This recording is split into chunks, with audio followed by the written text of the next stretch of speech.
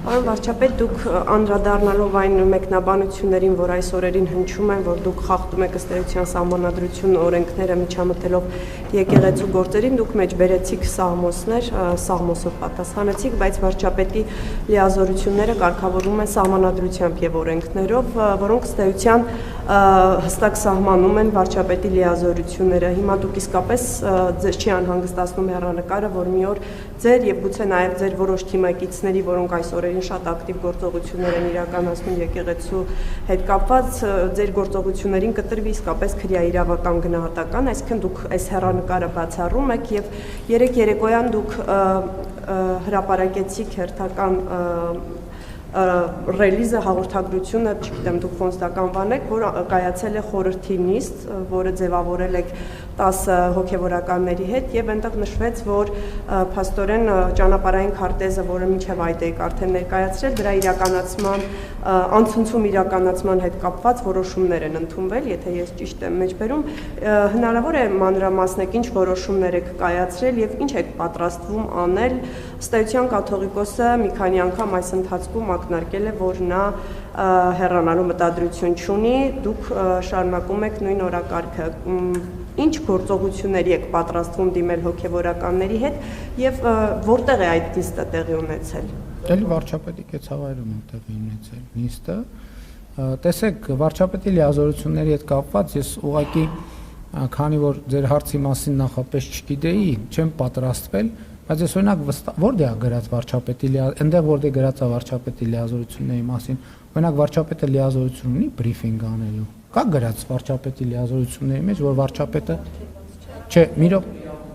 ունի, հələ մի հատ կնայենք, հետաքրքիր է, որտեղ է ֆիքսված, որ վարչապետը ինքն էլ ամեն շաբաթ բրիֆինգ անելու իրավունք ունի, լրագրողների հարցերին պատասխանելու իրավունք ունի։ Ես նկատի ունեմ, կառավարություն վարչապետը ես կարծում եմ, որ երկրի հանրային նշանակություն ունեցող հարցերին պետք է անդրադառնա։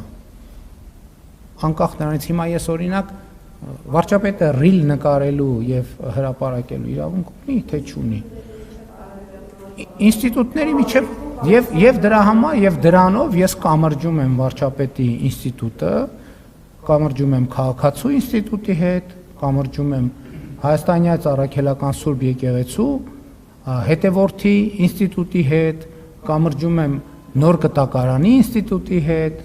եւ այլն եւ կամրջում եմ աղոթքի ինստիտուտի հետ, կամրջում եմ քաղաքացու ինստիտուտի հետ եւ այլն եւ այդպես շարունակ։ Ինչ վերաբերում է թե մենք ինչ ենք պատրաստվում անել, ասում եք, որ Կտրիչ Ներսյանը հեռանալու մտադրություն չունի, մենք պատրաստվում ենք այնպես անել, որ ինքը իր մտադրությունը փոխի։ Իսկ ոչ մեկ էլ հեռանալու մտադրություն չի ուներ, մետով է ասում, որ Սերժ Սարգսյանն էլ հեռանալու մտադրություն չուներ, բայց ստիպված էր հեռանալ։ Նույնն է Կտրիչ Ներսյանը ստիպված կլինի հեռանալ։ Բայց մենք դա էլ եմ ասում, ոնց որ արել ենք, դա մենք կանենք անցնցում քրիստոնեական հանդուրժողականությամբ եւ սիրով տոգորված։ Եվ այն դեպքերում դուք նկատել եք, այնտեղ որտեղ ես հետահայաց ինքնահայեցվել եմ եւ տեսել եմ, որ մենք այդ քրիստոնեական հանդուրժողականության եւ սիրո ուղուց շեղվել ենք, ես դրա համար հրապարակային ներողություն եմ խնդրել, պատասխանատվություն եմ կրել եւ այդ թվում արդեն բազմիցս Հայաստանյաց առաքելական Սուրբ Եկեղեցու խորանի առաջ ծնկի եմ գալիս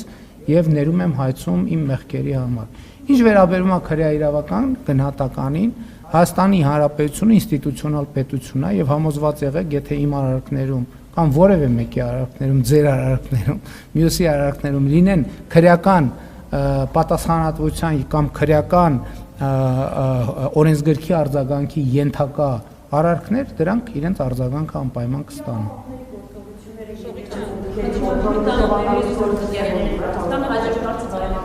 Ուրեմն Հայաստանի Հանրապետության իրավապահ մարմինները գործում են Հայաստանի Հանրապետության ամբողջ տարածքում։ Դուք խոսում եք օրենքից, որևէ օրենքում գրված չի, որ իրավապահ մարմինները տենց կա, որ չեն կարող մտնել կամ իրավապահ մարմինների մտնելու կարգ գոյություն չունի։ Այդ ամեն ինչը տեղի ունենում օրենքով սահմանված կարգով։ Եվ ինչ որևէ մեկ ուզում ասի, որ Հայաստանի Հանրապետությունում կա տարածք, որտեղ Հայաստանի Հանրապետության օրենքը չի գործում, ոչ, ես համաձայն չեմ այդ ձևակերպման հետ։ Շնորհակալություն։ Մի բան ճշտեմ, դուք որ ասում եք Հայաստանում չկա մի ընտանիք, որից հեծը գողություն առաջ չլինի, հոսանքի հավելագրումների տեսքով, վստահ հայտարարում եմ, որ մեր ընտանիքից եւ մեր համեստ բնակարանից նախկինում հեծը երբևէ գողություն չի արել եւ հավելագրում չի եղել, հակառակ պարագայում ով է լինել հեծի ղեկավարությունը, մեր թաղի էլեկտրիկից միջև ղեկավարությունն այդ հետևանքները կզգան իրենց մաշկի վրա, իսկ փոխարենը հիմա մենք նկատել ենք վերջին ամիսներին, որ կարծես թե ավել է գրում մեր հոսանքը։ Սա իմիջայլոց։ Չէ, կներեք, դա իմիջայլոց չի, ուրեմն ես ձեր հայտարարությունը շատ պատասխանատու հայտարարություն է եւ ես կարծում եմ, որ եւ հեծը եւ իրավապահ մարմինները եւ վերահսկողություն իրականացնող մարմինները պետքա ձեր կոնկրետ հարցին պատասխան տան եւ հանրությունը հրապարակային կառավարության շենքում արված այս հայտարարությանը պետքա արձագանք ստանա։ Բոլոր մասերին։ Շատ պատրաստ եմ տրամադրել թող ուսումնասիրել մեր տան հոսանքի ցուցմունքները։ Ինչ բուն հարցը ձևակերպել է, ես ուղղակի հարցնեմ, ես կարող եմ օգտագործել դոմփել բառը իմ հարցի մեջ ձեզ հղում տալով, թե դա 18+ էթիկայի սահմաններում չէ, թե կարող եմ օգտագործել։ Ազատ եք օգտագործել ցանկացած բառը։ Ուրեմն կօգտագործեմ։ Դուք տեղյակ եք այն խոսակցություններից, այն նաև մամուլի հրապարակումներից, համաձայն որոնց նախ ձեր կողմ անցած եւ այսպես ասած տիրադավ հռչակված եպիսկոպոսներից Վազգեն Միրզախանյանը նախկինում երբ եղել է վիրահայոց թեմի առաջնորդը, այդ շրջանում սեռական ինտիմ կապի մեջ է եղել իր քահանաներից մեկի կնոջ հետ կամ ինչպես դուք եք ցույց ասել, դոմփել է իր քահանայի կնոջը եւ դրանով իսկ պատճառ է հանդիսացել այդ քահանայի ընտանիքի փլուզմանը եւ մեծ սկանդալի առիթ է դա տվել եւ իրեն ուղղակի վտարել են այդտեղից, որպեսզի ել ավելի մեծ զարգացումներ չլինեն, նաեւ մամուլում հրապարակումներ կան Վազգեն Միրզախանյանի այսպես ֆինանսական մախինացիաների, ենթադրյալ մախինացիաների գործարքների մասին, մի խոսքով լավ հռչակ չի վայելել ինքը վիրահայոց թեմում։ Հիմա դուք այս մարդու միջոցով ինչպես եք փորձում ձեր խոսքերով ասած պայքարել սրբապղծության դեմ, ինքը օրինակողությամբ զբաղվել է պիղծ է, թե սուրբ մաքրամաքուր կենցաղով կուսակրոն հոգևորական է։ Մեկ էլ այսօր կառավարության որոշումներից մեկով տեսա, որ կառավարության ղեկավարին այս դեպքում ձեզ սպասարկող մեքենայի պետհամարանիշը այսուհետ պետք է լինի Ultra Gold Հայաստանի դրոշը եւ ընդամենը մեկ թիվը։ Սա նորից հիշեցեց ձեր խոսքի ու գործի տարբերությունը, նախկինում երբ որ դուք նոր եք ստանձնել այս պաշտոնը, հայտարարում եք, որ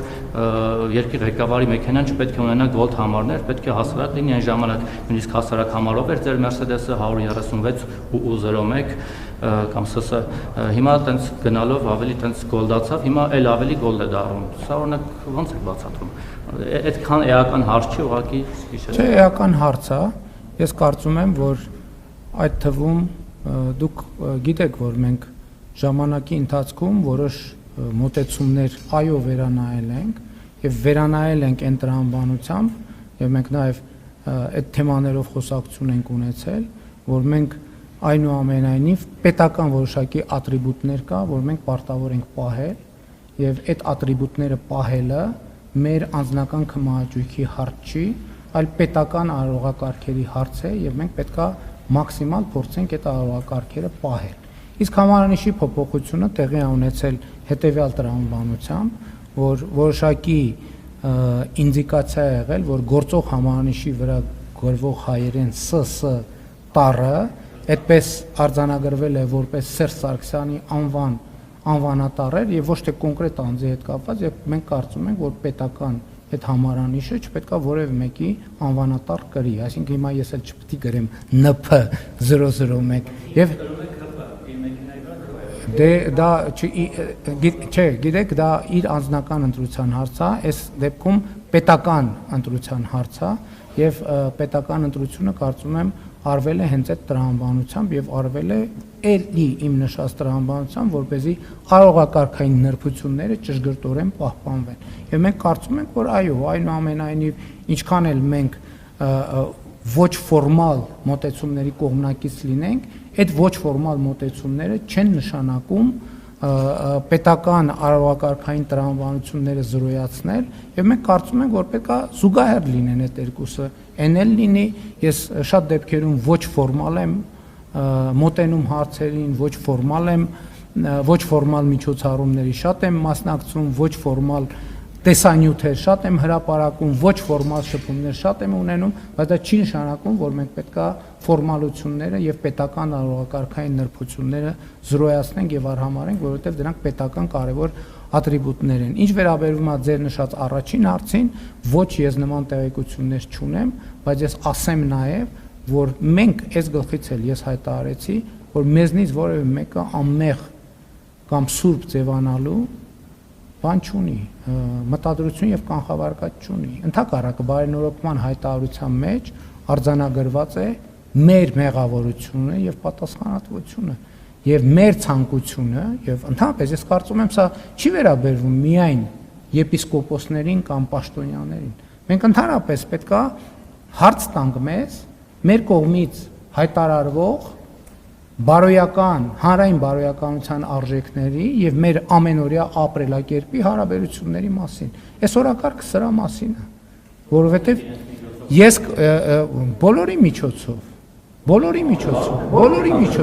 հայաստանյան առաքելական Սուրբ եկեղեցու բոլոր հետևորդները այս օրակարգի մեջ ունեն իրենց անելիքը։ Եվ մենք չենք պատրաստվում հավատաքննության ենթարկել։ Հիմա պատկերացնում եք, այն օրը մենք երթ ենք հայտարարել կամ պատարակ ենք հրավիրում, հիմա մենք մարդկանց հավատաքննության պետք է ենթարկենք։ Դրա համար կա այդ թվում կարգ։ Ես ասացի, ես ինքս գնում եմ Խորանի առաջ ծնկի եմ գալիս եւ իմ մեղքերի համար թողություն եմ խնդրում, որովհետեւ իմիջայլոց հավատաքննության չենք ենթարկում եւ այդ հայտարարությունը բաց է նաեւ կաթողիկոսի համար, եթե ուզում է միանա այդ հայտարարությանը, կարող է ես չգիտեմ, բայց ես կարծում եմ, որ հանրությունը այդ թվում այդ եւ մնացած բոլոր հարցերի պատասխանը պետք է ստանա։ Եվ իմիջայլոց, եթե ուշադիր եք եղել, ուրեմն բարենորոգման հայտարարության մեջ հատուկ կետ կա, որ պետք է հայաստանյաց առաքելական Սուրբ եկեղեցին ընդունի նոր կանոնակարգ, որտեղ պետք է ընդունվեն հոգևորականի բարեվարքության ոչ միայն կանոններ, այլև այդ ընդունված կանոնները պահպանելու մեխանիզմներ։ Սա է այդ հարցի պատասխանը։ Հաջորդ հարցը։ Պարոն վարչապետ, այսօր